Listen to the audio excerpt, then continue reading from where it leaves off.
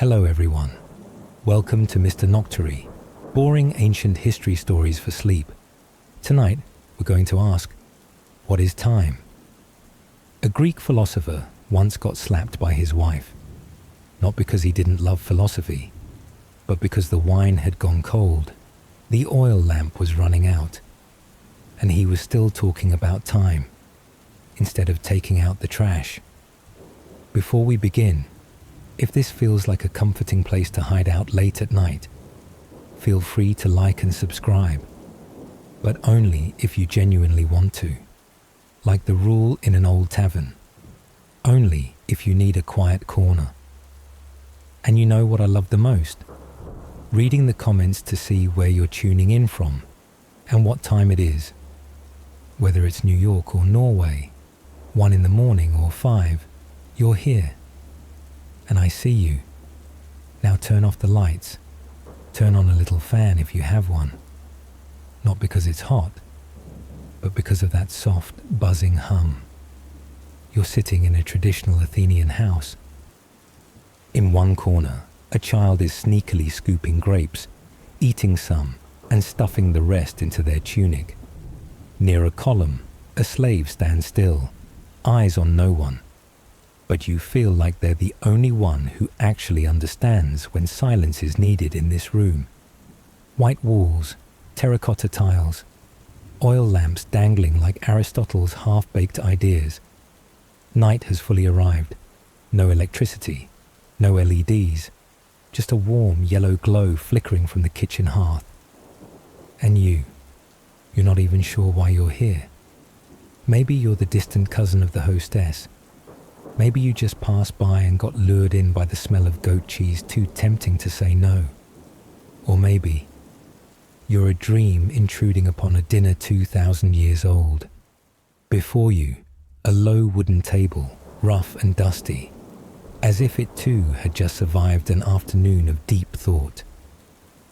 A breeze drifts in from the back courtyard, carrying warm ash, stale olive oil, and something unmistakable. Charred grilled fish. On the table, a tray of bread, hard as a Spartan's soul. A bowl of goat cheese, likely sitting there since noon. And scattered raisins, lying around like they too were pondering existence. There's quiet chewing, wine pouring into thin ceramic cups, a crackling flame. And then a voice, raspy but full of implication. Socrates once said, "The unexamined life is not worth living." To your right, a young man, curly hair, eyes sparkling like he's had a bit too much diluted wine. He nods solemnly at the philosopher's words, but you suspect maybe he's just hungry. To your left, the hostess flips the fish and rolls her eyes at yet another monologue on ego. She doesn't need logic. She needs the stew not to burn. And you sit there, chewing your bread, wondering, how did I end up at this weird dinner? And if someone asked me what time is, should I answer? You glance around. The night wind curls through the stone wall. A cat licks its paw under the table, as if meditating. You're not a philosopher, not a poet. You're just someone who's hungry and happened to have a seat at a dinner where philosophy, reality, and goat cheese intersect. If this were a story told 2,000 years later, maybe you, the silent bread chewer, would be the one telling it. Maybe you're the leftover memory of history, witness to the moment before philosophy got slapped across the cheek. Everything stops. The fish, half turned in the pan, suddenly lies still, as if it too doesn't want to make a sound. The flame flickers, curious about the answer. Even the cat, that expert of ignoring everything, stops licking, staring upward like it's taking mental notes. The philosopher, having just finished his third sip of wine, sets his cup down. The sound rings like a knock on the universe. He blinks, a slow blink like someone timing the moon's orbit. Then he speaks, in a voice soft, deep, and almost apologetic. If no one asks me, I know.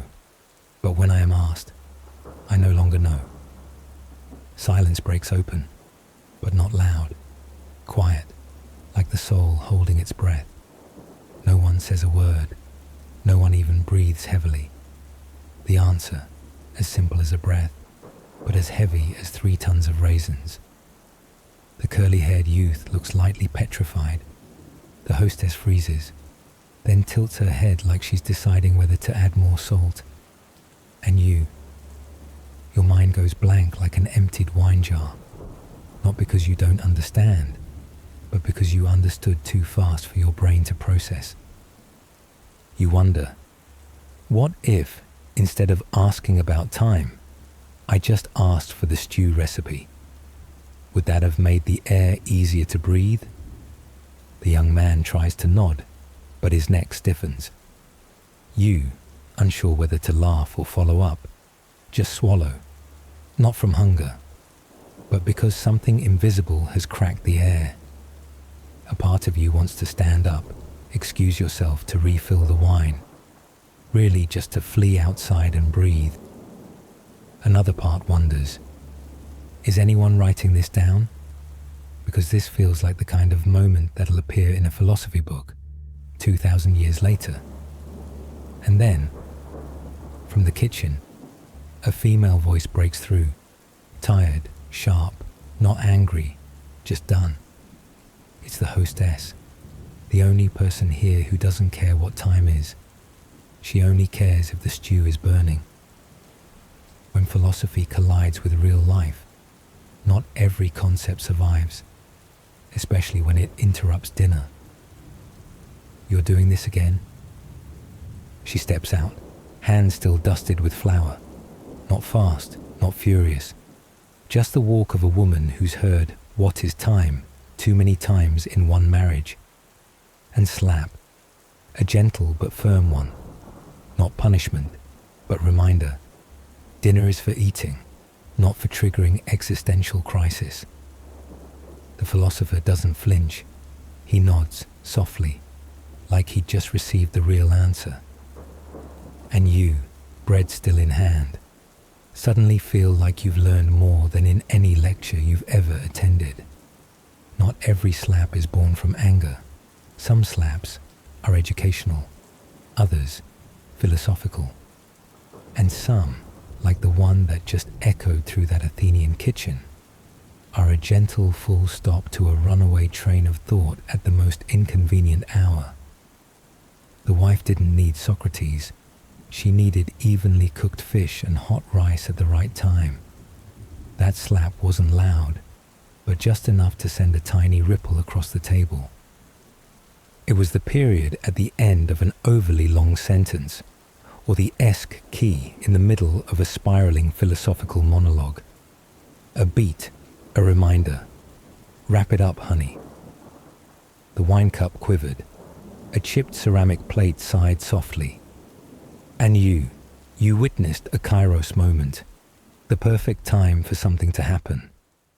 Not a KAIROS like confessing love at sunset, not poetic, more like the kind of KAIROS signaled by a faint burnt smell, a pot lid jittering with anxiety, and the glare of a woman who knows exactly where her stew stands between delicious and disaster. Not a crossroads of life KAIROS, but a very ancient Greek kind. This is the time to slap your husband before the stew goes to hell. The slap didn't reject philosophy. It simply reminded us, philosophy is great, but it won't tell you if your fish is done. It said, you can define time, but maybe don't do it when everyone's hungry. It ended philosophy, neatly. Because like everything else in life, philosophy needs timing. And that woman, though she never wrote a book, understood timing better than most. If the philosopher speaks truth, she embodies it, not with words, but with rolled up sleeves and a nose that can smell a burnt stew from across the room. She didn't need to define the living present, because she was living it. with sight, smell, and the divine ability to detect a ruined dish using only instinct, because she lives there, in afternoons spent tending the fire, in the rhythm of turning oil with her wrist, in watching the clouds shift and knowing it's going to rain, bring the linens in. You glance at the philosopher. He's not mad, not embarrassed. He nods, like a wise man who just realized, so this is the living present I always talk about. No further words needed. Everyone returns to the meal. Cheese is passed around. Wine is poured again. The question about time fades quietly into the air, like the last warmth from a stew just saved in time. You chew your bread gently, and in your mind, there's no answer, just a feeling. Maybe time isn't something to be understood, but something to be felt at the right moment. Like when a hand lands softly on a cheek, not to hurt, but to say, people are hungry, say less, eat. If a physicist had been present at that exact moment, they might have noticed something curious. The slap didn't just land on a face. It shifted the axis of the entire conversation. It rerouted the dinner from let's define time to let's eat before it gets cold. Not every shockwave needs a meteor. If Einstein had been at that dinner, he might have rewritten relativity like this. E MC2, one well-timed slap, ex-wife's force, X, stew burn velocity. Sometimes all it takes is a slap, just enough pressure, at the right spot, at the perfect time. Because the universe, after all, is made of timely events. A star explodes, a planet forms, a dreamer is reminded, the fish is ready. Philosophy helps you understand the world, but sometimes you need a slap to actually feel it. That slap was where the right now collided with the don't get off topic. It confirmed not everything needs an answer. Sometimes clarity lives in a slap, not in a lecture. You glance at the philosopher. Some people find awakening through meditation. Others need to fall on ice. This man was lucky enough to receive a time-unlocking slap in a kitchen with warm tea and a stew that wasn't ruined yet. He's still sitting there, face relaxed, as if the slap had set him free from himself. Not everyone's lucky enough to be pulled back into the present in time. And you think, silently, time isn't something you measure. It's what happens while you're busy defining it. And if you're not careful, it passes or burns like stew. From the corner of the house, a ladle taps the side of the pot, not loud, but unmistakable, like the universe nodding along. A quiet agreement between fire, fish, and slap. No one says anything, but everyone hears the balance returning. The wife dishes out food, says nothing, but you know, in her eyes, dinner has been saved, and the night too. You bite into a new piece of cheese. You didn't get slapped, but your cheek feels warm, as if the slap traveled through the air and tapped the part of you that was overthinking. You begin to eat like it's a philosophical act, eating to avoid philosophizing. It doesn't taste better than usual, but now you taste it. You feel the texture, the smell, the moment. One tiny second, but it stretches wide. Maybe that is time, not a unit of measurement, but the moment you're fully present. Like when a hand touches a cheek, not to scold, but to whisper. People are hungry, less talk, more food. Have you ever heard these two names? CHRONOS, the god of linear time, a serious old man holding an hourglass, counting every second like he's doing accounting for the universe. KAIROS, younger, cheekier, the god of perfect timing, like taking the last bite while the oven's still warm, or saying sorry right before the other person stops listening. In ancient Athens, people didn't wear wristwatches, no Zoom notifications, but they knew how to tell the difference between a moment that flows by like running water, CHRONOS, and a moment that touches someone, changes their thinking, KAIROS. That slap, you know it, was KAIROS, because it didn't come from anger. It came from the intuition of someone living in the present. The philosopher choosing dinner time to talk about eternity, that was CHRONOS, showing up to the wrong party. CHRONOS measures time like someone checking the roast minute by minute, serious, steady, emotionless. KAIROS is the kid who bursts into the kitchen just as the bread comes out perfect, uninvited, but right on time. CHRONOS is when you clock in at work. KAIROS is when you know your colleague needs a quiet nod. CHRONOS asks, "What time is it?" KAIROS asks, "Is now the right moment to say this?" CHRONOS is the cook watching the clock. KAIROS is the one who tastes the stew and knows, yes, now's the time to turn it off. Cooking time, that's CHRONOS. Stopping the hand at just the right second, that's KAIROS. CHRONOS says, it's been 47 minutes since someone took the first bite.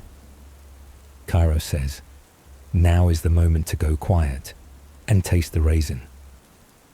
You begin to see this difference in everything around you. The steady crackle of fire, that's CHRONOS. The soft laugh someone gives without knowing why, that's KAIROS. The wife scooping more fish for the quiet guest, also KAIROS, in the shape of a spoon filled with care. The philosopher almost speaks again, but doesn't. KAIROS. Not because he fears another slap, but because he feels the air is already whole. And you, sitting there chewing slowly, not wondering anymore, you realize CHRONOS helps you plan your life, but KAIROS helps you hold someone's hand at the right time. CHRONOS reminds you of deadlines. KAIROS reminds you of the times you are understood, in silence. What is time? You're living in it. Half CHRONOS, your stomach counting the passing minutes. Half KAIROS, when you feel that slap came just right. Do you think philosophers, those who talk endlessly about essence, truth, and the workings of the cosmos, always know exactly what time is? No, they've gotten confused too. Plato once skipped a whole meal because he was too busy talking to the shadow of a chair. Aristotle spent a whole morning explaining the first cause and forgot his meeting with Alexander the Great. One philosopher walked into a room and asked, "Where am I?" just because he got too deep into thinking about non-time and forgot where the bathroom was. Zeno, the father of paradox, believed in logic so hard, he ended up moving as slow as an actual turtle. They understood time, they defined it, but they still missed the moment many, many times. Because understanding time doesn't mean living it right, and living the moment doesn't require an explanation. You know this when you see the philosopher stop talking, just chewing, slowly. Maybe he doesn't understand time better than you, but he just learned a lesson you're feeling too. There are moments when you don't need to know the hour. You just need to know, now is the time to shut up and eat the cheese. You chew again, and suddenly feel lighter, not because cheese digests well, but because you realize you're not the only one who's felt tired trying to grasp what time is. Turns out, even the greatest minds have paused, not because they found the answer, but because sometimes the question doesn't need one right away. And in your mind, not theory, just a whisper from no clear voice. Even those who search for the nature of time have missed appointments, gotten slapped, and been hungry.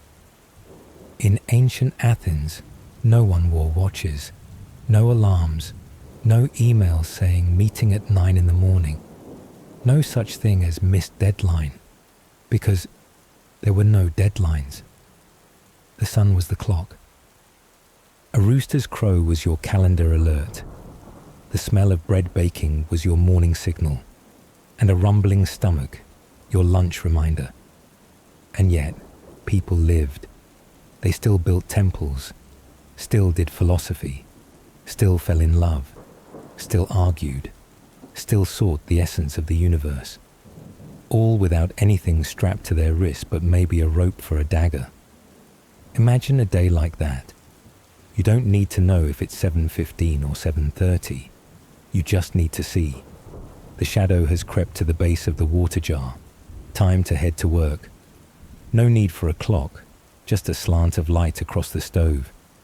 You wake up when the sunlight touches your face, not because someone called you, but because the dream has ended, and the new day begins with light, dry hay, and the sound of chickens. You go to work while the sky is still blue. You stop when it turns terracotta. No one rushes you.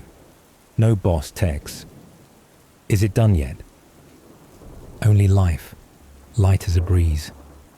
In that world, time isn't forced into numbers. It flows, like water over a garden. You don't need to know how many liters per minute it flows. You just need to know the plants are growing. The question, what time is it, doesn't exist. Only questions like, is this a good time to eat raisins? Should I tell this story now? Is it time to be quiet? You look around this ancient dinner. No one staring at a glowing screen. No avalanche of notifications waiting. No pressure to make time productive. No 30, 60, 90-day plans. Only an evening as long as it needs to be. Only people with people. And time, not running, not ticking, not counting.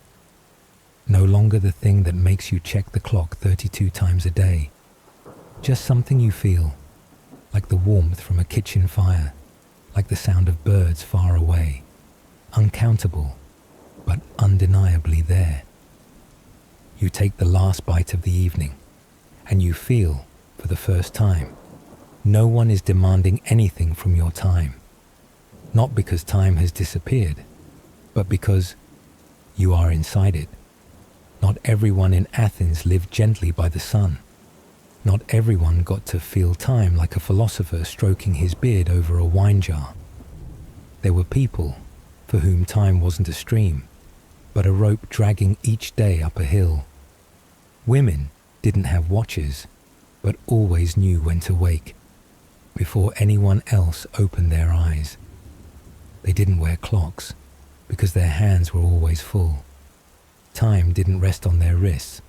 It pressed into their backs, shoulders, and the small burn near the pot's rim. Laundry time, fire starting time, mending time, stew watching time. No alarm, yet never allowed to be late. No one recorded their time, but every mistake was seen. A cold dish, a coughing child, a grumpy husband. Every late minute brought a question. What were you doing at this hour? Children didn't own time either. They lived on adult time. Sleep when told, wake when shaken, memorize when someone had time to test them, play when no one needed errands. A little girl holding a doll might keep one ear open, because she knows her mother might call at any moment. A boy halfway through a game might bolt, because he heard a familiar footstep from the yard. Their time wasn't by the clock, but by a sideways glance from a parent, as short as a shout, as long as time spent standing with arms crossed. Slaves lived in a time with no escape. They didn't count time, they were counted. Up before sunrise, finish before the sun stands overhead. If it's not done, no sleep. Their time was commands. the sound of a master's shoe, the shadow they had to keep up with, tired or not. And then you look back at that dinner. The philosopher spoke of time. He measured it with reasoning, open questions and reflection. The woman measured time with how often she fed the fire and how often she was interrupted without anyone noticing. People nodded along, but someone stood at the stove from start to finish without saying a word, not because they had no thoughts, but because their time didn't allow room to speak. You realize, not everyone gets to live in time. Some only borrow time from others. And when someone says, "We all live the same, don't we?" you shake your head because you know there are quiet rivers running through this house, flowing endlessly, though no one hears the water. Everyone's finished eating. You set your spoon down. The philosopher sips the last of his wine in silence. The hostess wraps up the leftover bread. The child in the corner has fallen asleep by the jar. No one's talking about time anymore. The silence isn't heavy. It's like a light fog that settles over full bellies and wine-warmed heads. No one's sad, but no one's in a rush either. Still, it lingers, suspended between the oil lamp glow and the faint clink of spoons. You thought the question, "What is time?" had been forgotten. But no, it's still there, like a guest who won't leave the table. You stand up, but it stays seated, sipping imaginary wine and looking at you as if to say, "See you again, the next time you forget you're in a hurry." But no, it slips into the cracks of silence, lies down between your full stomach and your drooping eyelids. You think about all that just passed, a soft but resounding slap, a philosopher shutting up at the perfect time, a hostess who gave no lectures but understood everything, those who lived in time and those lived by it.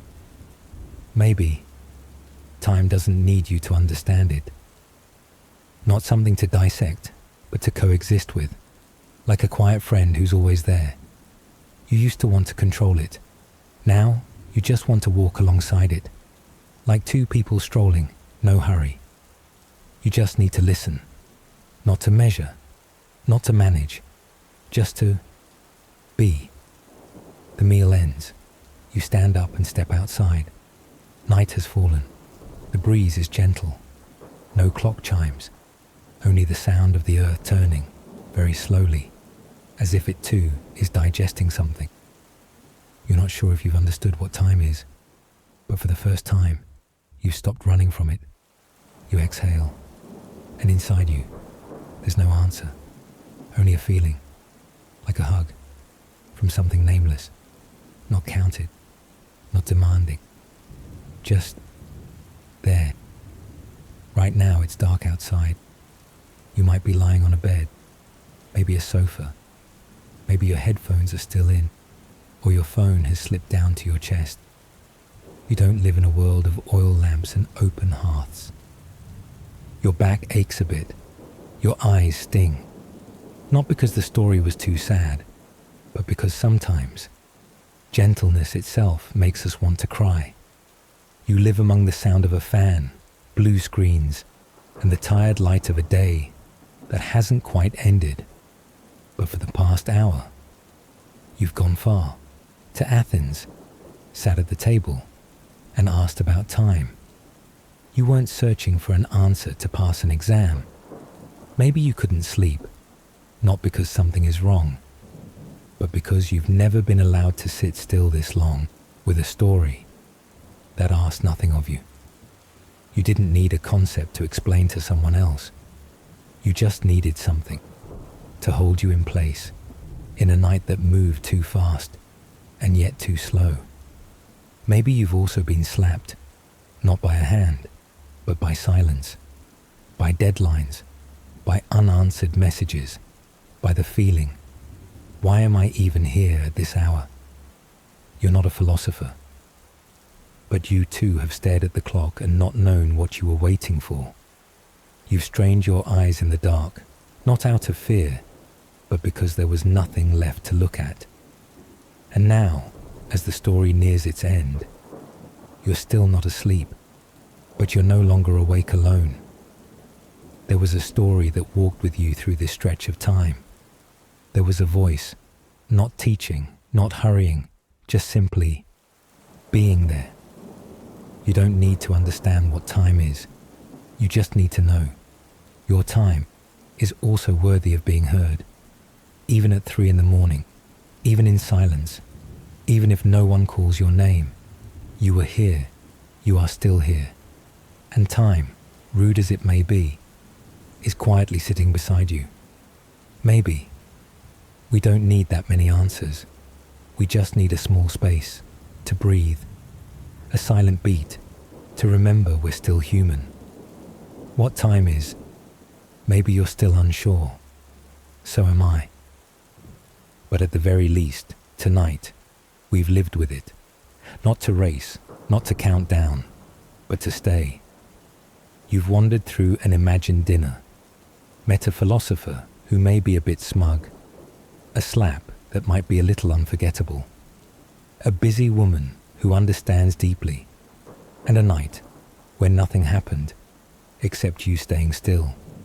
No notes needed, no memorization, no understanding philosophy. As long as you're still here, you've already understood, in your own way. If you fell asleep halfway, I understand, because that's the best thing this story could do. Not stress you out, but let you relax, feel peace gently.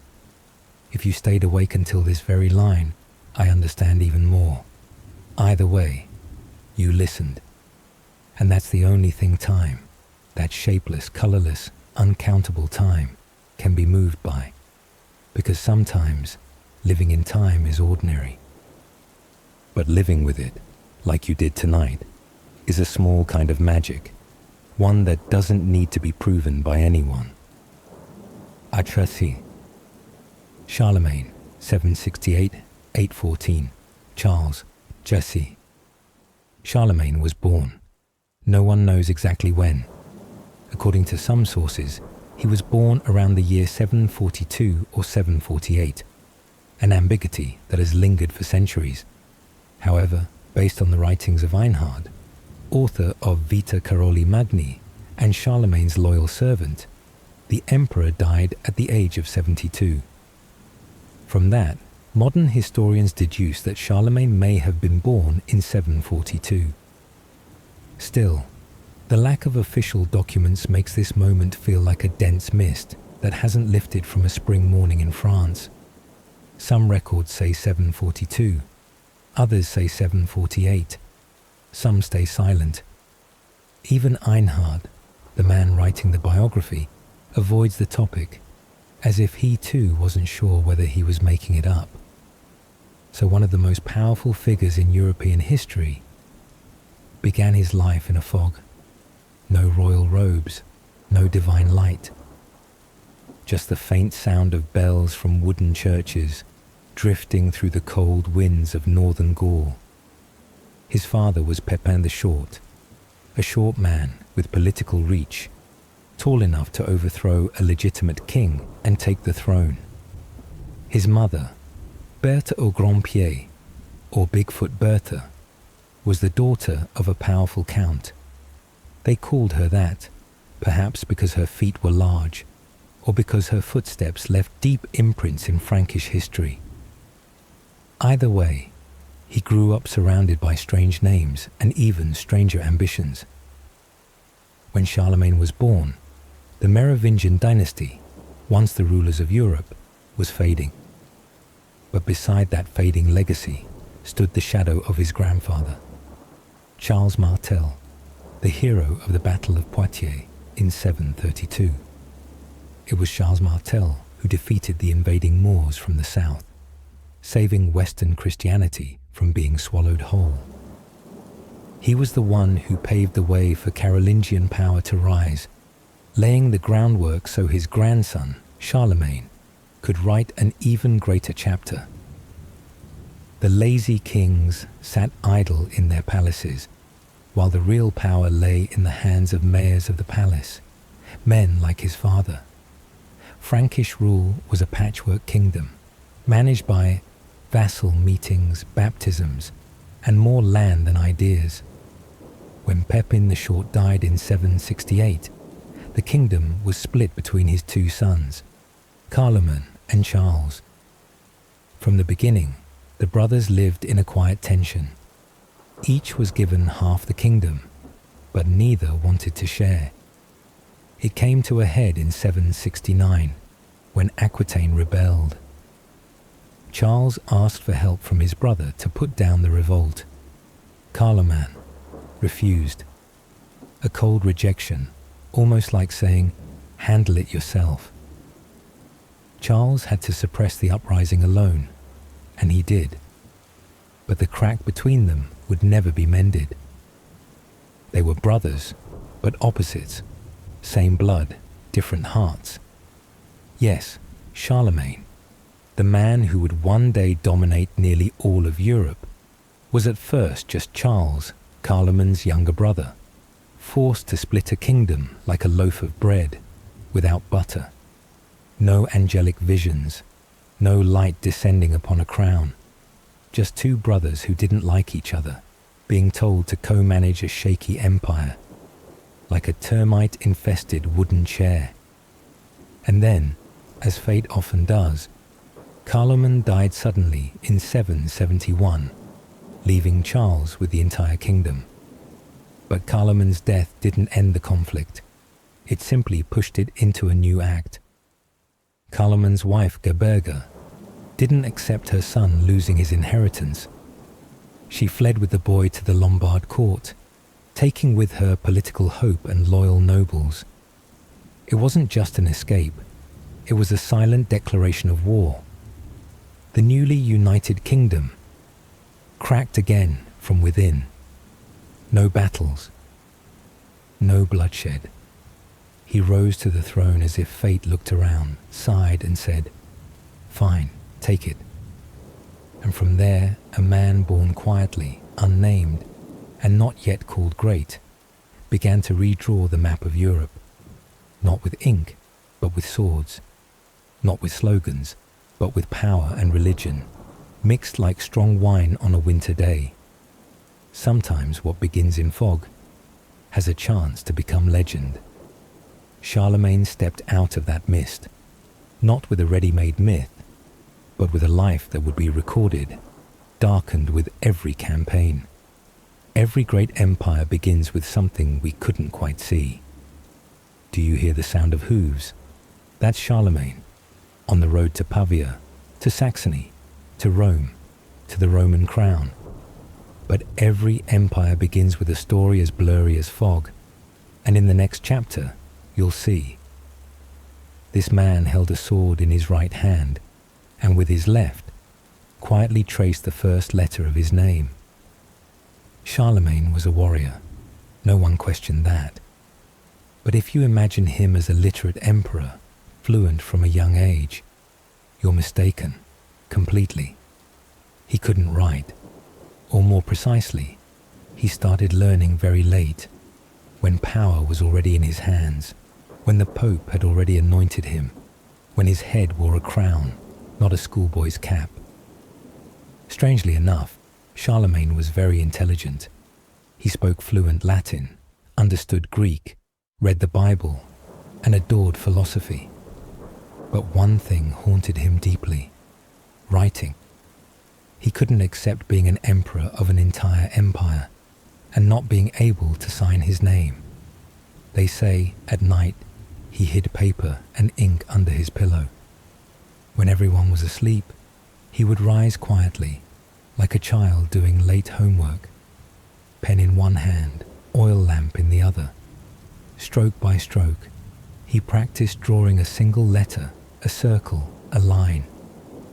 Under flickering lamplight, an emperor wrote like a child. Outside, Aachen slept. But inside those cold stone walls, a different battle was being fought. No swords, no blood, just ink and sweat. It may have been the first time in European history. The hand that held a sword also longed to hold a pen. Charlemagne wasn't good at writing, true, but he understood the value of the written word more than anyone of his time. He built schools in monasteries, founded the Palace Academy in Aachen, and invited scholars from England, Ireland, Spain to come teach. His most famous teacher was Alcuin of York, who taught him philosophy, grammar, how to read scripture, and also how to sign his name with a monogram. It was Alcuin who led the revision of the Vulgate Bible, which had become corrupted through centuries of hand-copying errors. Under Charlemagne's reign, he and his scholars painstakingly compared and corrected every line, every word. To them, nothing was more dangerous than a wrong word, especially when it was the word of God. He couldn't write a full sentence, but he could sign a symbol, and that was enough for history to remember. That monogram, KAIROS, wasn't just a signature. It was a spiral of letters, C-A-R-O-L-U-S, interlocked like a secret code of power. The C began like a shield, wrapping around the rest. The R stood like a backbone, the spine of an empire. Every time he signed, it wasn't just to approve. It was to remind Europe. This man didn't just wield a sword. He left a mark. Charlemagne didn't just learn to write for himself. He made the entire empire learn. In the decree Admonitio Generalis of 789, he ordered, "Teach sacred singing, grammar, and transcribe books accurately, for if it is wrong, it is a wrong word of God." So teachers were sent out. Children, monks, counts, all had to read and copy. The Carolingian letters were born, simple, readable, spaced out, like a gift to help Europe stop writing like doctors on prescriptions. Monasteries like Corbie, Fulda, or St. Gall became knowledge centers, schools, libraries, sacred script labs. Maybe he didn't learn writing to sign laws, but to sign something more private, a name, a self, a small piece of his own identity. In a world where power was everything, he understood those who can write can preserve memory. And on a cold, windy evening in the castle of Aachen, if you walked very quietly, you might have seen a big-shouldered king with a thick beard and shaking hands, trying to write the letter C, not to remember, but to be worthy of his own name. If there's one thing people remember about Charlemagne more than him hiding writing lessons under his pillow, it's that he conquered all of Europe with a sword. An empire can't be built with ink. And Charlemagne, though a lover of knowledge, knew before you can open a school, you have to clear the battlefield. From a young age, Charlemagne was familiar with the smell of smoke, the sound of hooves, and the glow of campfires. He wasn't the first to provoke, but he understood that to survive in the world of the Franks, you couldn't be soft. From 768, when his father died, and Carloman had barely gone cold in his grave, he became the sole reins holder of royal power. Saxony, Lombardy, Aquitaine, Bavaria, the Avars, the Iberian Peninsula, all were on the list of campaigns he personally led. No land gave Charlemagne a bigger headache than Saxony, a place that worshipped Odin and paid back in blood. The Saxons didn't build cities, didn't have clear kings, only tribes, forests, and a deep hatred. Every year Charlemagne brought in troops, and every year, once he turned his back, they rose up again. Charlemagne wasn't born to sit still and watch the sunrise through palace windows. He was born to ride, wear iron, and redraw the map with a sword, doing so like he was gardening, steadily, without emotion. As early as 768, freshly seated on the throne, he knew, an empire isn't built with stone, but with hoofbeats. To stand like a cross, it had to be forged in fire and blood. And so, he marched. From 768 to 814, Charlemagne carried out over 50 military campaigns, fighting the Lombards in Italy, fighting the Saxons in the north, fighting the Avars in Central Europe, swinging by Spain, pulling back, then swinging again. Any land that didn't follow Christ or didn't follow Frankish order became a target. In 774, he crushed the Lombards, an empire once bold against the Pope, and wore their iron crown. The Franks were now kings of Italy. But those who wore down Charlemagne the most were the Saxons. They were pagan northerners, no kings, no saints, no fear of God, only oak trees and the open sky. Charlemagne fought them for 30 years. Every year he offered peace. Every year they rebelled again. The war looped like bad code: reset, convert, revolt, behead, repeat. The climax came in 782. After a fierce uprising, he ordered the execution of 4,500 Saxons at Verdun. No trial, no delay. Among the enemies who never submitted stood Widukind, a Saxon leader as stubborn as the spirit of the northern woods. When pursued, Widukind fled to Denmark, seeking shelter from King Siegfried. Though often defeated, he led fierce resistance like a persistent storm from northern Germany. Only in 785, after being promised he wouldn't be killed, did Widukind agree to be baptized at Attigny, with Charlemagne himself as godfather to the man who had plagued him for years. A historic handshake between the sword and the priest's robe. A massacre carried out in the name of faith. They called it the Iron Hand of God. A Christian emperor, but one who would burn forests, destroy temples, and force entire tribes into rivers for mass baptisms. In 773, he crossed the Alps, where the snow was colder than the human heart, to defeat the Lombard king. The Frankish army split into two, one led by him over Mont Cenis, the other by his brother over St. Bernard Pass. They met in northern Italy, forming a perfect pincer. It wasn't just strategy, it was geography class, written in hooves and the shivers of soldiers freezing in mountain winds. When Pavia surrendered, Charlemagne donned the iron crown of the Lombards, said to contain a nail from the true cross. That crown, cold and heavy, wasn't just a symbol of rule, but a sacred sentence. They said when Charlemagne lifted it, his hands trembled not just from the weight, but from the belief he was placing a piece of Christ's body on his own head. That was the moment sword and cross, politics and faith fused as one. From that day, he wasn't just king of the Franks, but also king of the Lombards. He ruled not with sweet words, but with the clash of iron on shields and a stare that suffocated opposition.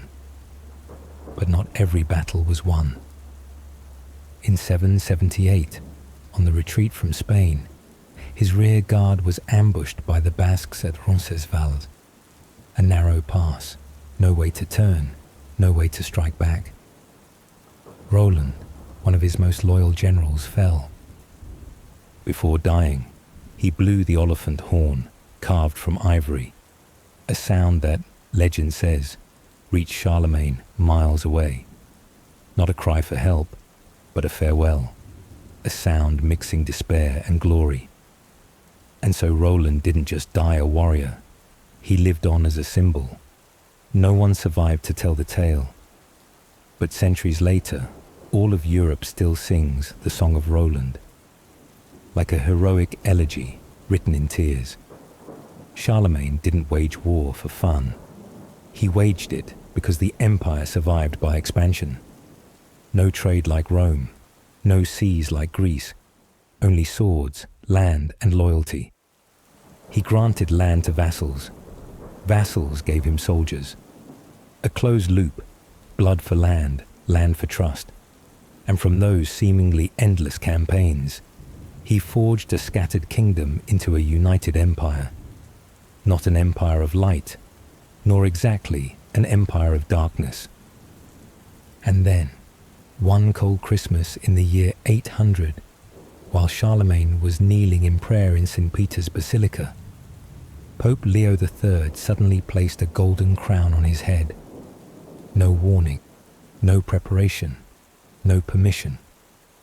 Charlemagne became Emperor of the Romans, a title long asleep in Byzantium. The Franks called it glory, the Byzantines called it insult, and Charlemagne, he said nothing. He just gripped his sword tighter. Charlemagne wasn't just a warrior, he was a strategist. He didn't just shatter city walls, he wrote laws. He didn't just plant crosses, he built schools beside churches. He preached and taxed, gave laws and divided land. One hand held a cross, one hand held a sword, and both were as heavy as fate. Some lands remember him only as a ruthless invader. Others remember him as the father of order. But no one denies, Charlemagne was the king of war, in the literal sense, the metaphorical sense, and the political sense. He believed, to reach peace, you must go through fire, and he led all of Europe through fire.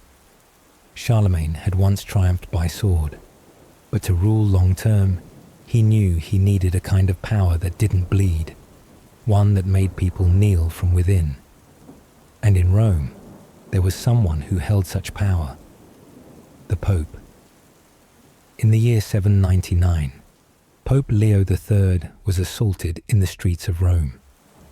A group of rebellious Roman nobles, discontent with the Pope's growing power, accused him of incest and heresy, a clever way to undermine religious authority using moral accusations.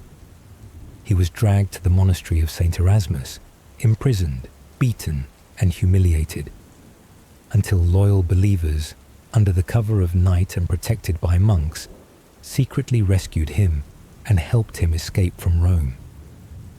The rebellious nobles, furious at his power, ripped his robes, stripped his crown, and scratched his face with their nails. Leo fled, running to Charlemagne for help, with a scorched beard and swollen eyes. And Charlemagne, the same man who had once burned forests in Saxony, now brought troops to protect the spiritual father of Christianity. On Christmas Day, 800, at St. Peter's Basilica in Rome, during the solemn Mass, Charlemagne was praying when the Pope unexpectedly placed the crown on his head and proclaimed, "Charlemagne, Emperor of the Romans." The Franks applauded, Rome trembled, and Charlemagne, according to Einhard, rose with a look of displeasure. In another record, Einhard wrote, "If he had known beforehand, he would never have entered the church that day." A short sentence, but as heavy as the crown. Charlemagne didn't want to be anointed. He wanted to be chosen, in the tradition of the Byzantine emperors, recognized by the military or the Senate, not crowned by the sudden hand of a priest. Why? Because he wanted to be elected, not appointed. That was how one stayed on top without owing a spiritual debt. According to Byzantine tradition, an emperor had to be declared by the military or the Senate, a legitimacy born from worldly loyalty, not a surprise ritual shrouded in the supernatural. But in Rome, Charlemagne couldn't control the ceremony, and the crown fell on his head like a golden trap, because a crown from the Pope meant his power came from the Church. To justify that he was the legitimate emperor of all Rome, Charlemagne's court argued that the East no longer had a true emperor, because the Byzantine throne at that time was held by Irene, a woman. Charlemagne's reasoning: a woman cannot be emperor of the Roman Empire. And thus, the throne was vacant, waiting for someone worthy to inherit it.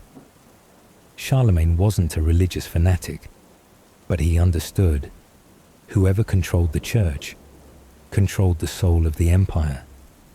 From the day he was crowned Emperor of the West, Charlemagne declared himself defender of the faith, gatekeeper of heaven, and swordsman of the church. Sounds like a poem, but was in fact a clever political contract. Though the crown was given in Rome, the real empire was centered in Aachen. Every papal territory, from central Italy to Ravenna, was garrisoned by Frankish soldiers. Leo III, the same man who once placed the crown, now had to sign decrees at the emperor's command. The church was no longer the guide. It became a cog in Charlemagne's machine of power. Under his new crown, Charlemagne wasn't just king of land. He was emperor of the spirit, the one who rewrote the definition of Rome to no longer mean the city, but Christian Western Europe. No more colosseums, no more chariots, only monasteries, holy books, scribal hands, and an emperor with a cross on his chest and a sword on his hip. And from that moment, European history veered toward a new path, where religious faith became the backbone of secular power. That crown, hastily placed in the candlelight of St. Peter's Basilica, marked the beginning of a Christian Europe, where every king must hold both sword and scripture. And somewhere in the medieval night, the seed of the Crusades was quietly planted. Charlemagne's empire wasn't built by swords alone. It was sustained by books. Without that, every throne is just a cracked chair in a storm. And in a quiet corner of hot springs called Aachen, he laid the foundation for Europe's first Renaissance. Not Rome, not Paris, not a fortress in the woods.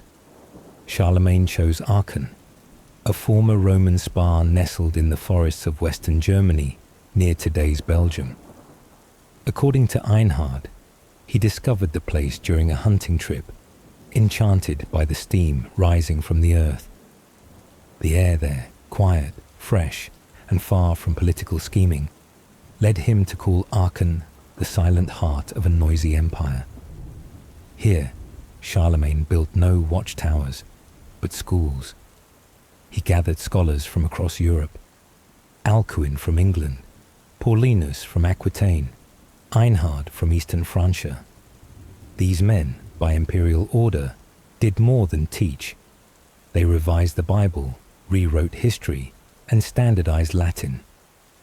And thus, a mini Athens bloomed within the Carolingian Empire. Charlemagne, who didn't learn to write until late in life, was obsessed with writing like a man once colorblind suddenly gifted with light. Einhard recounted that Charlemagne would place small wooden tablets and wax styluses under his pillow, practicing at night, quietly, like a child secretly learning by candlelight. But hands that once gripped swords couldn't soften like a monk's, and he never truly mastered writing. Still, he wanted letters to live, not just on his fingertips, but across his empire. He ordered the creation of a new script, Caroline minuscule, simple, readable, with spaces between words. It was the script that the French, Italians, Germans, English would all one day use to redefine knowledge. To Charlemagne, knowledge was the subtlest form of power, not thunderous like hoofbeats, not bloody like battlefields, but able to endure centuries and still influence minds.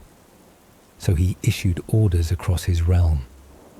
Every monastery must teach children, every bishop must know how to write, and every Bible must be copied cleanly, without error. Those who couldn't read wouldn't understand the law. Those who didn't understand the law couldn't maintain order. And so, in his court, Every soldier had to know how to read. Beneath the octagonal dome of Aachen's chapel, where Charlemagne now rests, a building designed by architect Odo of Metz, inspired by the church of San Vitale in Ravenna. Inside, marble from Italy was imported, creating sturdy columns, arches glinting with Byzantine gold. A stone throne was placed at the highest point, where only Charlemagne ever sat, as if to remind future generations that wisdom must be honored with height and light. It became the first organized library of Western Europe after Rome. Aachen had no high walls like Constantinople, the capital of the Eastern Empire. No gold and silver like Baghdad, the grand trading center of the Islamic world.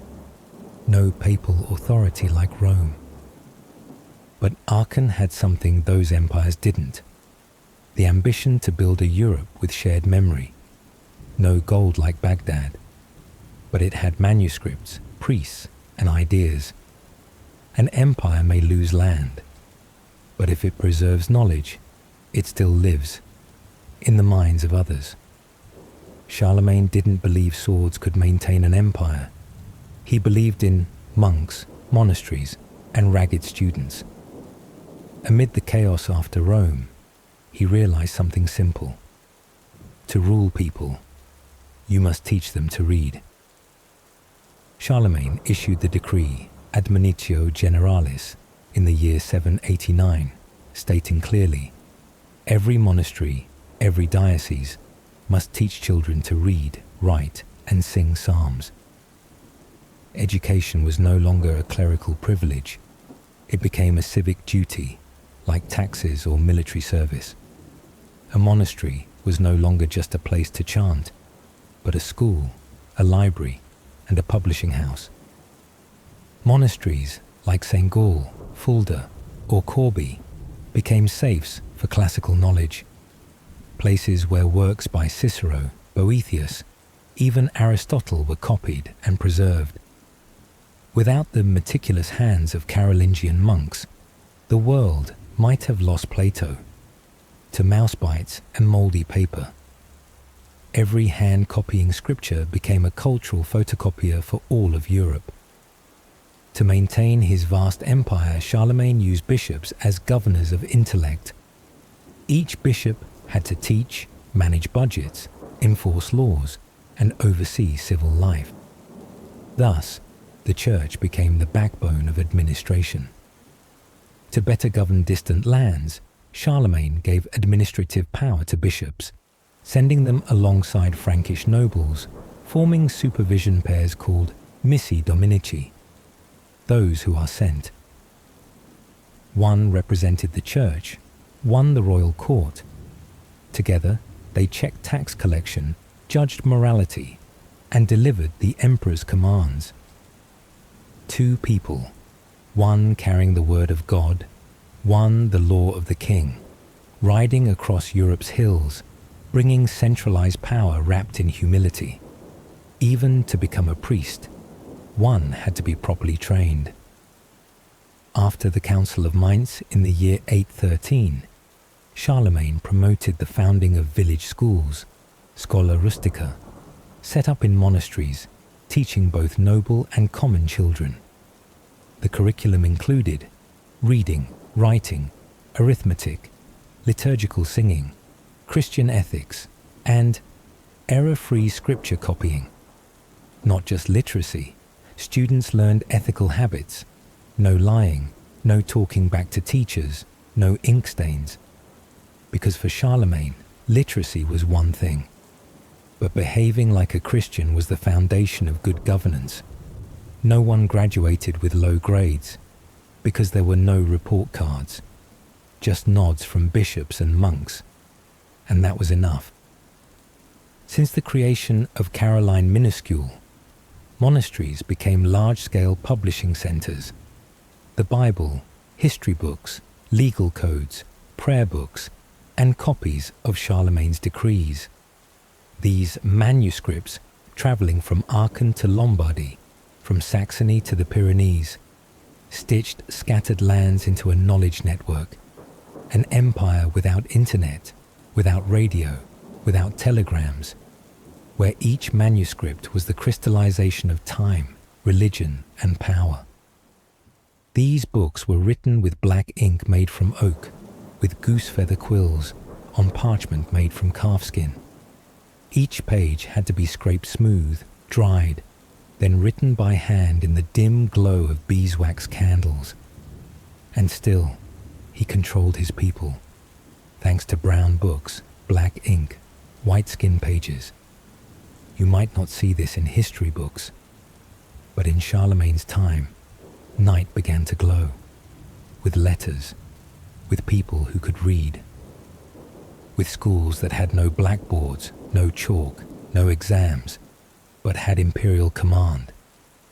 And so, from the year 800, the West began to remember. A memory not locked in a king's mind, not passed down by old storytellers, but pressed in ink on calfskin, kept in cold stone monasteries. No more living by word of mouth, no longer reliant on one teacher's memory. Every child who could read was part of the empire. Every dry page, a route reaching deep into the future. Charlemagne lived in a world without a central bank, no Visa cards, no GDP, no emails warning import tax up 5%. And yet, he thought of a European common market. Charlemagne had a very modern problem. How can a salt merchant in Aquitaine understand the value of a coin from a horse breeder in Saxony? Different regions use different currencies with varied weights and worth. Want to collect taxes? Tough. Want to pay wages? Even tougher. Want to unify? Nearly impossible if no one understands each other's money. In 794, Charlemagne issued a bold economic reform. The empire would use a single currency, the silver denier. Each coin had a standard weight, about 1.7 grams of pure silver, and engraved on it were the words KAIROS Rex FR, not because he liked selfies, but to assert his power. It was the first time since Rome, Europe had a shared currency. Just as Augustus once walked every corner of the empire with one Roman coin, Charlemagne rebuilt that dream. From the North Sea to the Danube, from Brittany to the Alps, all using the same currency, creating a shared economic pulse for the West. Not just that, Charlemagne issued decrees to standardize units of measurement across the empire, from weight, length to volume. A bucket of wheat in Bavaria had to match the amount in Provence. No more 1 yard of wine in Burgundy. One lie. A dream that wouldn't resurface until over 1,200 years later with the European Union's euro. But money doesn't move on its own. And Charlemagne knew, a strong coin is one that's trusted. He unified not just the economy, but the psychology, making people believe that the king's money was everyone's money. That was how he used soft power, conquering through commerce instead of war. Money needed roads, rules, and trust. Charlemagne repaired old Roman trade checkpoints. He kept seasonal markets under imperial supervision. Prices set by decree, weapons, no exports, taxes, yes, but no gouging. Every transaction had to be in silver. Imagine a market day in Aachen, year 800. Fur traders from the north, a blacksmith from Burgundy, a monk bringing handwritten books from Corby Monastery. Shouting, the smell of goat cheese mixed with tanned leather, and the KAIROS Rex FR coin glittering in sunlight. Every time the coin changed hands, Charlemagne's credibility grew across the continent. No more trading with chickens, pigs, or barrels of beer like before. Thanks to stable currency and protected trade, many towns along the Rhine, Seine, and Rhone rivers began to thrive again. From fur and wine markets to salt dealers, to weaving, baking, and smithing villages. Cities weren't just places to live, but economic hubs where Charlemagne's coin entered the lives of common people. Looking back, you might think Charlemagne was just an ancient king, but the empire he left behind, with common currency, cross-border trade, unified laws, and centralized oversight, resembled a primitive version of today's European Union. It's no coincidence he's called the Father of Europe. Of course, after Charlemagne died, the system was split into three. The Treaty of Verdun in 843 divided the empire into three parts, three grandsons, three regions, three separate currencies. This fragmentation devalued the currency, confused measurements, and plunged trade into chaos. A strong system, without someone to maintain it, can collapse as fast as a market losing its scales. The coins still existed, but lost value. The market fell apart. War and feudalism returned, like a late rainstorm, but the seed he planted still sprouted in Europe's political consciousness, that there's another way to rule, not just with swords, but with silver coins and trust. Charlemagne's empire, seen from afar, truly majestic, a unified bloc ruled by one man. But if you look closely, through each county, each decree, each peasant meal, you'll see the cracks. When Charlemagne wore the crown in 800, the empire covered most of Western Europe. Vast territory, powerful army, schools sprouting like mushrooms, and silver coins circulating across the continent. He had enforced religion, standardized measurements, legislated by document, and established missi dominici to oversee the provinces. It seemed like the most stable period Europe had known since the fall of Rome. But from that moment, the empire began, trembling from within. The Saxons, though defeated, continued to rise. Widukind, the unyielding leader, once crushed the Franks at Mount Suntel in 782, forcing Charlemagne to respond with the massacre of Verdun. Over 4,500 executed in one day. Even after Widukind was baptized, his name was whispered in the dark like a guardian spirit of rebellion.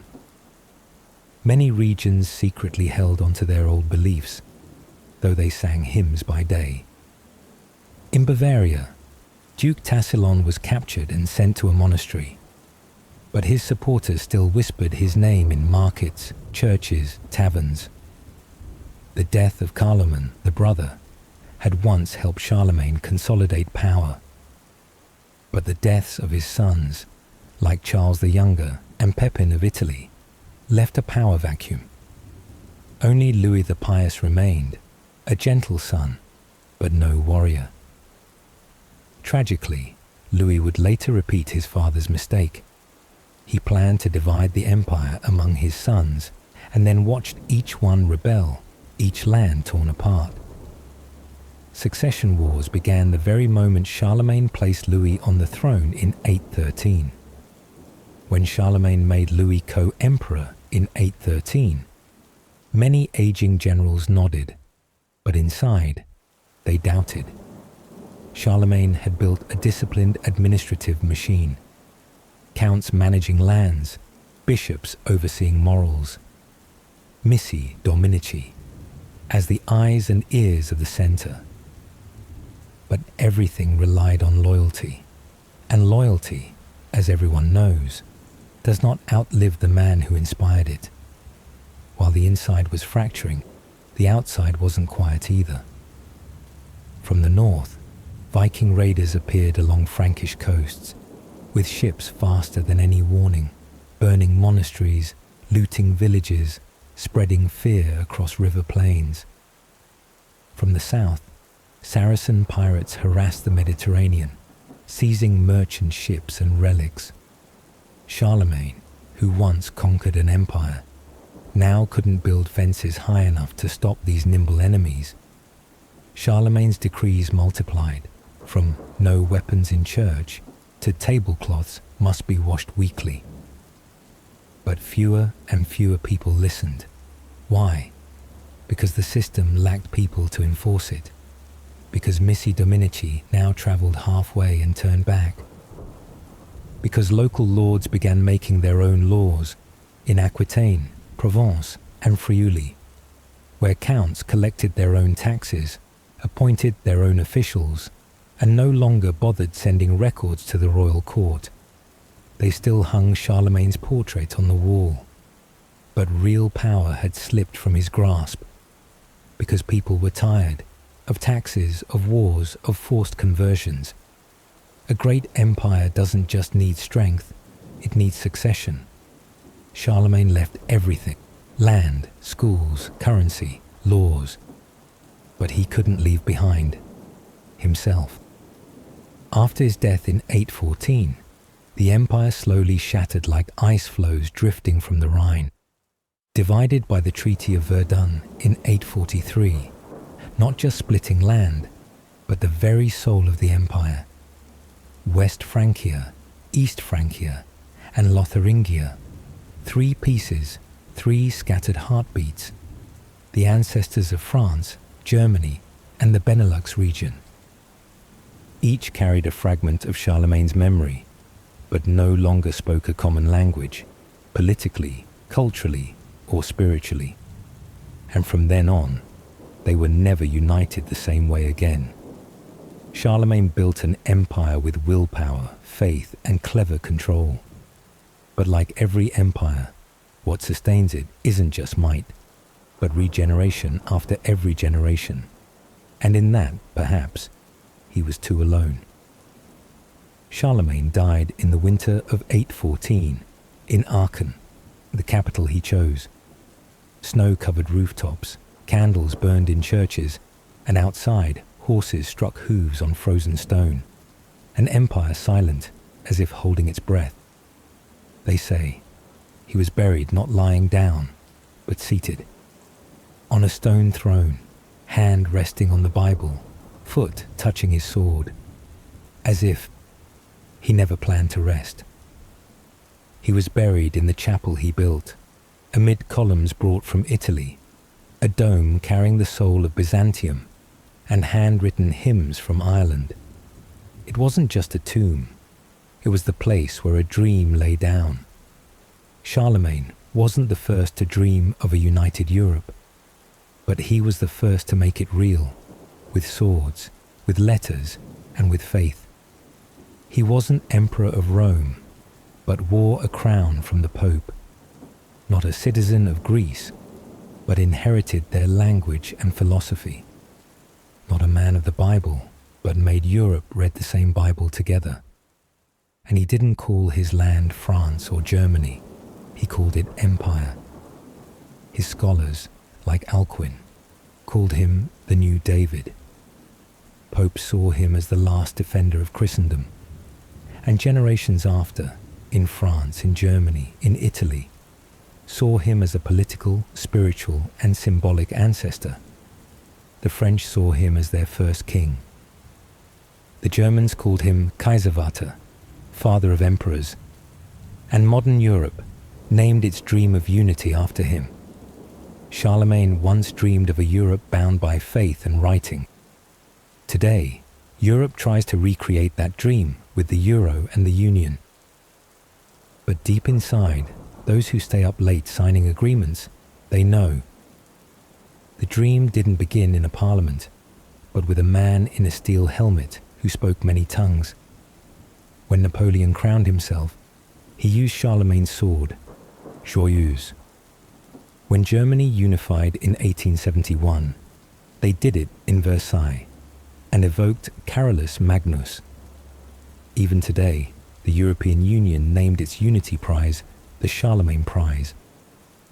Its recipients, from Winston Churchill to Angela Merkel, are keepers of a borderless dream, meaning the guardian of the dream still lives on, in many forms, across generations. A man can conquer land, that's as old as war. A man can write laws, build courts and schools. That's not rare.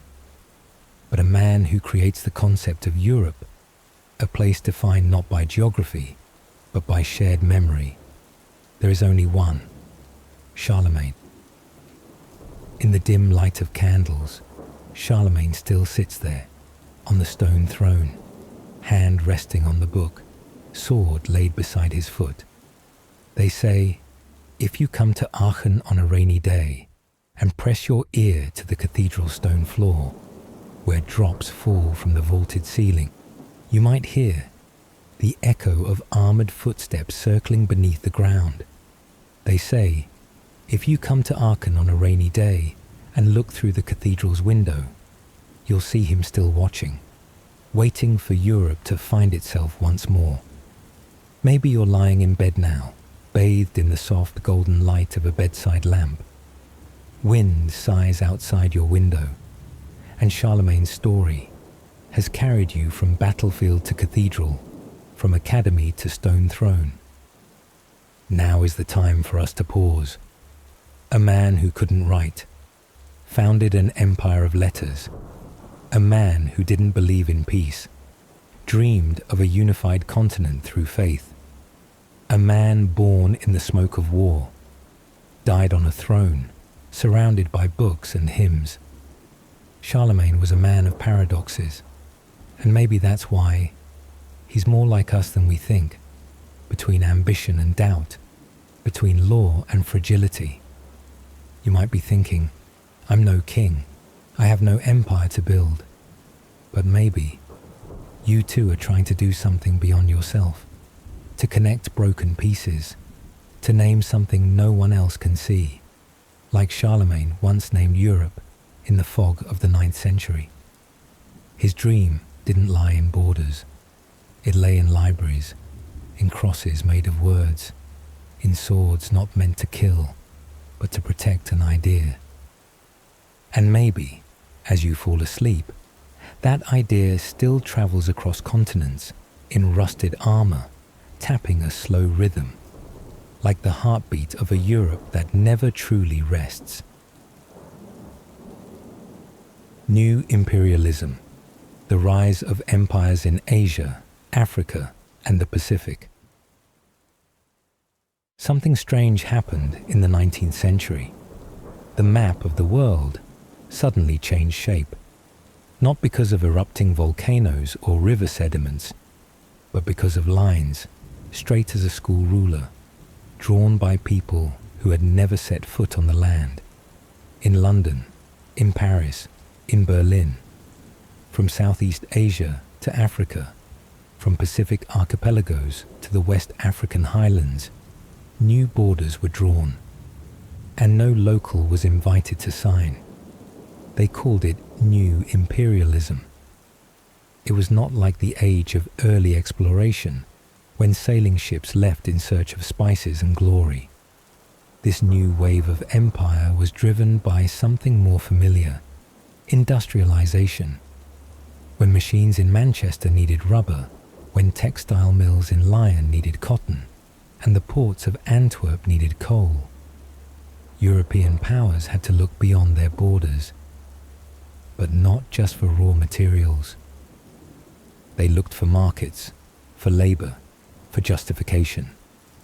A poem called The White Man's Burden was written, not to celebrate compassion, but to legitimize control. They said it was a civilizing mission. They believed they were saving the world. And so, they brought railway tracks, rifles, and tax forms. It was an era when Europe, and later the United States, Japan, did not just expand their territory. They expanded the definition of power, of civilization, of enlightenment. Unlike the first wave of empires, where fleets left Europe seeking spices, slaves, and silver, this one aimed to rebuild native societies from the roots. Old empires built fortresses and churches.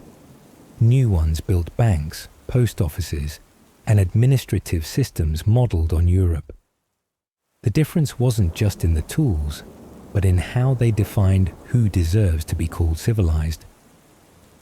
new imperialism didn't ride on the wind. It ran on steam engines, telegraphs, and social Darwinist slogans. It didn't just want to expand the map.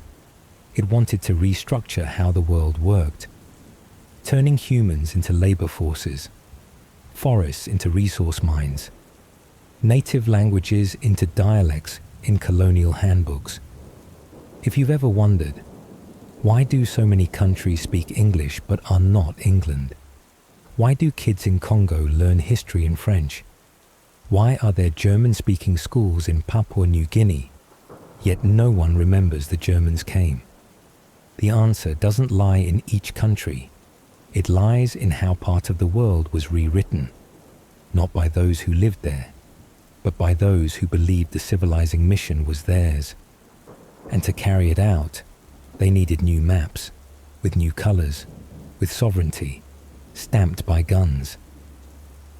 In 1884, in Berlin, 14 European countries sat around a table. No African representatives were present. And there, they carved up the continent like slicing a cake. Lines dividing Algeria from Sudan, Congo from Gabon, were drawn not with history, ethnicity, or geography in mind, but with ink pens. Not a map of those who lived there, but a blueprint for shipping routes, tax systems, and disciplined imperialism. A map born not of land, but of power. New imperialism didn't begin with the sound of gunfire. It began with a question. Where do the factories in Manchester get their raw materials? And it ended with treaties, rebellions, and historical scars still bleeding into the 21st century. We will journey through India, Indochina, and Burma.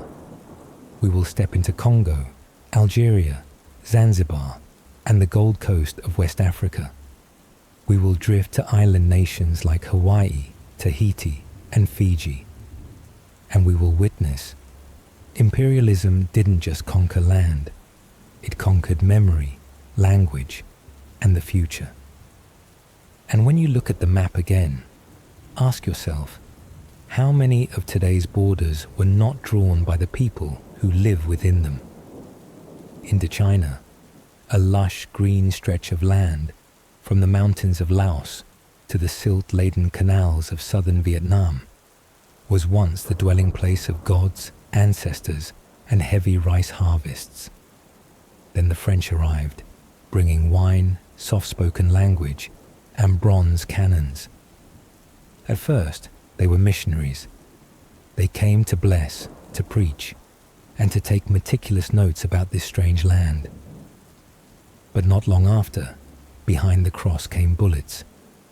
In 1858, the Franco-Spanish alliance fired on Da Nang, beginning a series of military campaigns to conquer Vietnam. By the end of the 19th century, all three regions, North, Central, and South, had been divided into protectorates, colonies, and spheres of influence. In a typical colonial town, you'd see three things on one street: a Gothic bell-towered church, where Sunday mornings echoed with chimes, a French-style school, where sons of native officials recited La Fontaine by heart, and at the end of the road, a barracks, where brown-skinned soldiers kept order for a flag that wasn't theirs. 3 buildings, 3 roles, in the same play: civilization, control, exploitation. The French built infrastructure, railways, post offices, schools, but don't mistake that for generosity. The north-south train line wasn't made for peasants going to pagodas, but for rice, coal, and rubber to go straight to Haiphong port. An administrative system was set up, not to protect the people, but to collect salt tax, head tax, and supervise every inch of rice field. The Indochinese woman, often erased from history books, was present across plantations. They tapped rubber, hauled rice to the docks, cooked for the soldiers, and many were forced to become special maids in officers' villas. They carried rice to the ports and laughter to the beds, as invisible parts of the occupation machine. During war, they were abused. After war, forgotten. There are no statues for them. Only whispers passed down through 3 generations of grandmothers. On rubber plantations, natives worked barefoot under monsoon rain, drained by contracts they couldn't read. Every meter of railway, every electric pole, every coal bin was paid for with sweat, blood, and forced silence. And there was another weapon, rarely mentioned, but sharp, deliberate division. The French ruled by dividing between kin and ethnic minorities, Buddhists and Catholics, Mandarins and farmers, Romanized script and classical Chinese. They didn't just draw borders on maps, but inside homes, classrooms and minds of the colonized. A people divided can hardly rise together. Some young men were sent abroad to study, returning with felt hats and democratic ideals. But between colonial power and doors of opportunity, they saw only low ceilings and stone walls. From there, figures like Phan Boi Chau, Phan Chu Trinh, and later Ho Chi Minh began to ask, how do you reclaim freedom when the oppressor wears Sunday robes and speaks Parisian French? Small uprisings broke out, Yen De, Huang Ke, Dui Tan. They were crushed, but they sparked something more enduring than fire, will. The 20th century began not just with church bells, but with shouts for independence. And from the jungles, the rice fields, and even the faraway barracks, a new generation began to rise. Burma, Malaya, and Singapore didn't volunteer to join the empire, but when the world map was redrawn with compasses and rifles, no one was asked for permission. Before becoming part of British India, Burma was an independent empire. The mighty Kombang dynasty had defeated Siam and held balance with China. But 3 wars with Britain, from 1824 to 1885, turned this Buddhist nation into an annexed province without a formal surrender. When King Thibaw was exiled to India, even the temple bells couldn't drown out the sound of military boots. In a Mandalay monastery that year, a young novice, who just the day before was learning Pali, was conscripted to carry loads for the colonial army. His name was misspelled in the ledger. His gender was right, but his nationality no longer existed. The Malay Peninsula, rich in tin and jungle, had once been a place of small kingdoms with traditions of Islam, trade and autonomy.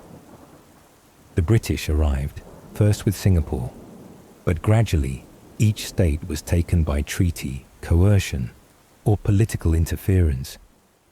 When the protectorate system was established, locals became miners on their own land, while overseers were unfamiliar faces from faraway London or Guangzhou. A native Malay, if lucky, became a gatekeeper at the mine.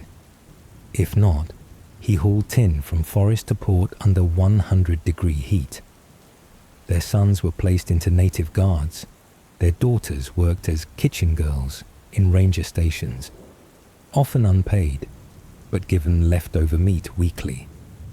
What the British called modernization, for locals, often meant a repurposed old colonial dress from India, refitted to match a new role. Raffles didn't see Singapore as a fishing village, but as a hub for the entire empire. By 1819, Singapore became a free port, meaning anyone could trade, so long as they submitted to the British flag. But that freedom wasn't for everyone. Singapore was zoned by race: Chinese in Chinatown, Indians in Tekka, Malays pushed to the coast or lowlands. In theory, everyone could do business. In reality, the Chinese controlled commerce, Indians labored, and Malays disappeared from financial reports. The economic boom came fast, but alongside it was an ethnically stratified society where Chinese, Indians, Malays, and whites lived apart like layers of sediment. Locals were forced into rubber plantations, tin mines, or infrastructure projects. They weren't citizens, just manpower. Need roads, use convicts or migrant labor. Need more output, import more Chinese migrants from southern China. And so, the land was turned into an accessory of an industrial empire, not a nation. No colonial campaign is invisible. It leaves traces in broken classes, politicized religion, hybridized language, and fragmented memory. Native Malays were pushed to the outskirts. Chinese became the merchant middle class. Indians took on heavy labor roles. What was called efficient governance was really divide and rule in a modern suit. There was no black person in the room in Berlin in 1884, but it was there amid the clinking of wine glasses and maps spread across an oak table that the fate of an entire continent was decided. Picture a grand room in Berlin, winter of 1884. The yellowish glow of oil lamps cast light on a map stretched wide on an oak table. White men, in tailcoats, leather gloves, and decorated with medals, are sticking compasses into lands they have never set foot on. The Berlin Conference wasn't held to invite Africa to the table, but to let the European empires divide the continental pie among themselves. France wanted to connect the Atlantic to the Red Sea. Britain aimed for a straight line from Cape Town to Cairo. Germany and Belgium scrambled for whatever was left, including forests, people, and blood. There was no black person in that room. Not a single local representative. Not a single voice of dissent. The result? A new map was drawn, as straight as the table's edge, as crooked as human greed. On paper, many regions were marked terra nullius, land belonging to no one. In reality, millions lived there, with languages, tribes, religions, and memories. But to the colonizers, if you couldn't write Latin, you had no land. If you had no gun, you had no rights. The empires came with slogans: enlightenment, civilization, commerce. But what they really brought was extraction. From the Gold Coast, Ghana, the Horn of Africa, Ethiopia, to the Congo rainforest, Africa was stripped bare. Gold, ivory, cocoa, palm oil, and its very people. In Congo, under the rule of Leopold II, small hands were severed for failing to meet rubber quotas. There was a 10-year-old child, nameless, beaten with a hippopotamus hide whip for spilling a bucket of latex. His mother chased after him, slapped away by a soldier. They called him useless. A week later, the boy disappeared. In the labor record, one line remained: no longer of use. And as always, religion walked hand in hand with commerce. One hand held the cross, the other a whip. Africans didn't just lose land, they lost the intangible. Elder systems were dismantled, languages replaced, histories rewritten. Women, once the soul of many communities, were pulled from traditional roles.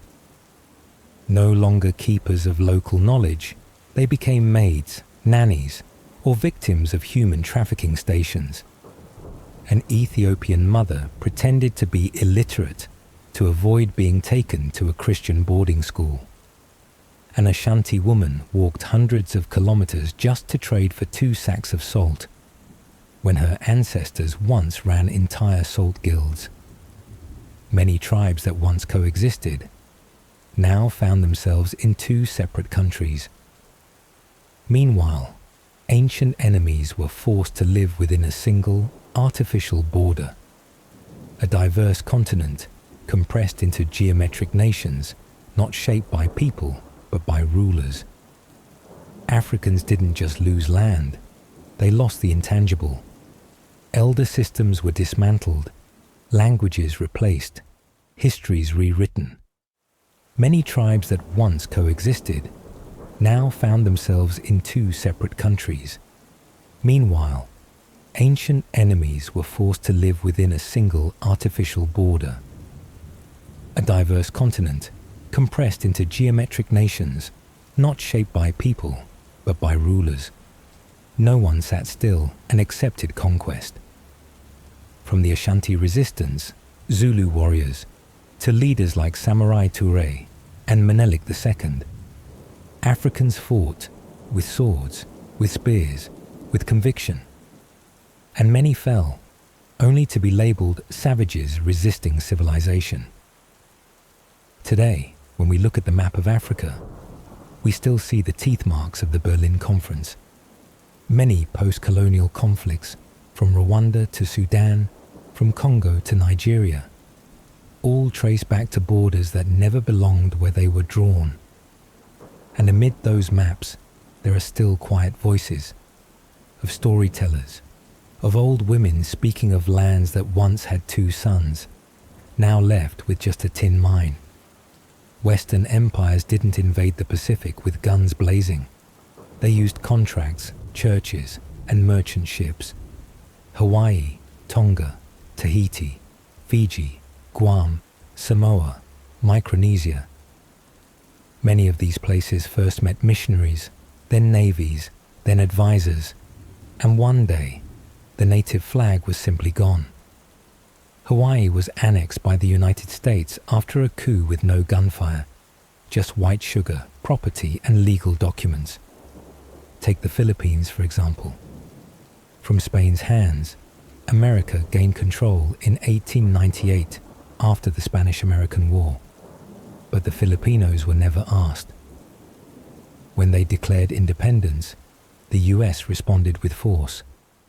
The Philippine-American War broke out, killing hundreds of thousands. The reason? On the surface, military strategy. Beneath that, markets, sugar, pineapples, teakwood, and bananas. The Pacific wasn't heavily populated, but it was a hub for global transit. Western fleets needed refueling points, repair docks, and stopping stations. And the islands gradually turned into military bases.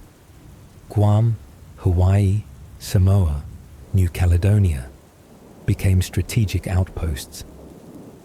It's no coincidence that in World War II, some of the fiercest battles happened around coral reefs. The Pacific is the land of festivals, ukulele songs, and bright flower leis. Until you look closely. There, natives were forced to learn English, French, German. Mother tongues gradually disappeared from schools. Traditional rituals were labeled pagan. Native clothing was replaced with silk dresses, and smiling became mandatory for tourism. A rich culture reduced to postcards and 5-day, 4-night tours.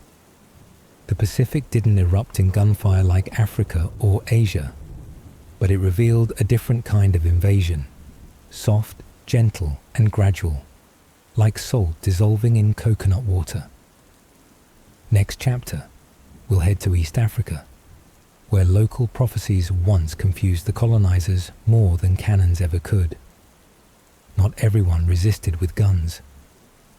Thailand, then called Siam, chose another path: negotiation, reform, and dramatic performance. In the 19th century, Southeast Asia fell to colonial powers. Burma to the British, Indochina to the French. Siam was caught in the middle. If it were a chessboard, Siam sat between two queens, and instead of fighting, they bought time. King Mongkut, Rama IV, and later Chulalongkorn, Rama V, knew well, to avoid being taken, you had to make yourself useful, or at least inconvenient. Siam opened diplomatic doors, signed treaties with Britain, then with France, granted trade privileges, leased land, and invited foreign advisors into the government. In Europe's eyes, Siam was a nation on the path to enlightenment, meaning it didn't need occupying. Internally, King Rama V launched administrative reforms, abolished slavery, restructured taxes and the military. There was a time he wore Western military uniforms and held parades in Bangkok, just to show French observers, "We know how to civilize ourselves, thank you." Siam wasn't intact. They lost Laos, 1893, Cambodia, 1907 to the French, and a portion of the south to the British, 1909. But they kept the power center, the throne, and national sovereignty. The cost was steep, but while neighboring nations were laid beneath colonial foundations, Siam stood tall, though scarred. Escaping colonial chains didn't mean equality. The Siamese were still heavily influenced by France and Britain. The legal, educational and economic systems were westernized. A new elite class emerged, speaking French, using forks instead of fingers. And people in the mountains, the remote villages, they didn't know what reform meant. They only knew rice was getting scarce and the taxes were getting heavier. The modern world was born from many sources, but a big part came from places that were never asked. From India to Congo, from Vietnam to Kenya. Wherever there was empire, there was infrastructure. Railroads, seaports, factories. People still call it the positive legacy of colonialism. But the real question is, legacy for whom?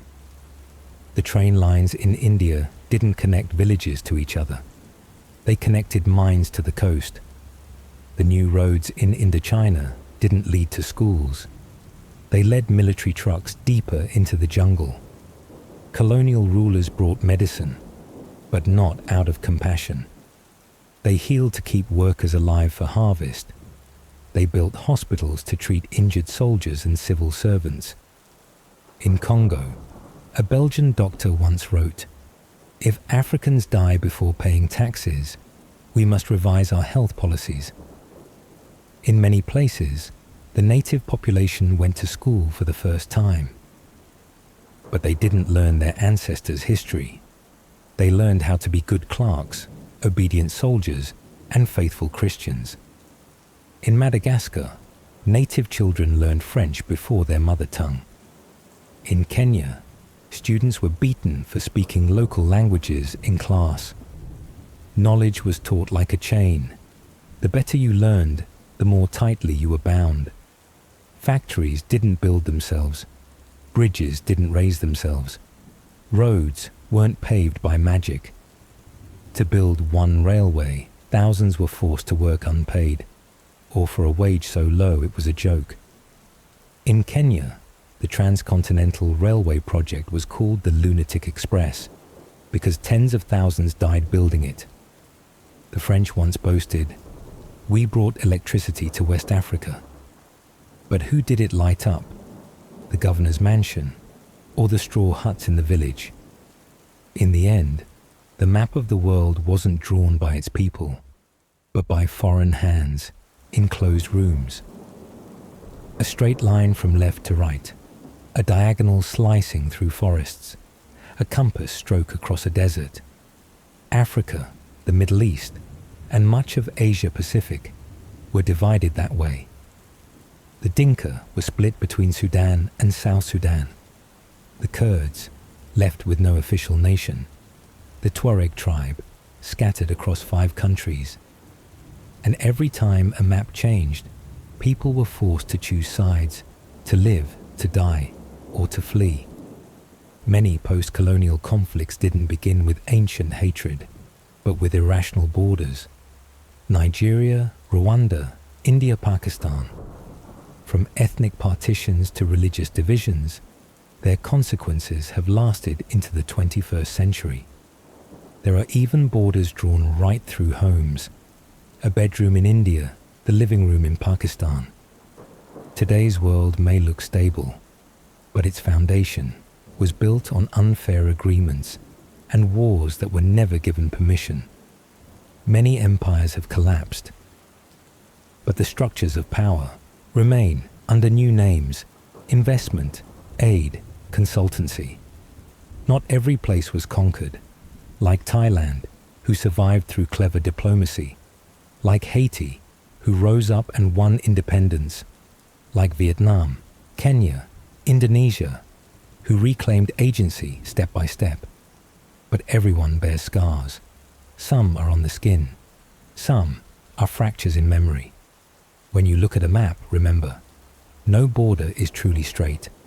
They are the result of bargaining, of blood, of stolen memory. And we, those who came later, have the right to ask, if we could redraw the map today, what would we use? Ink or compassion?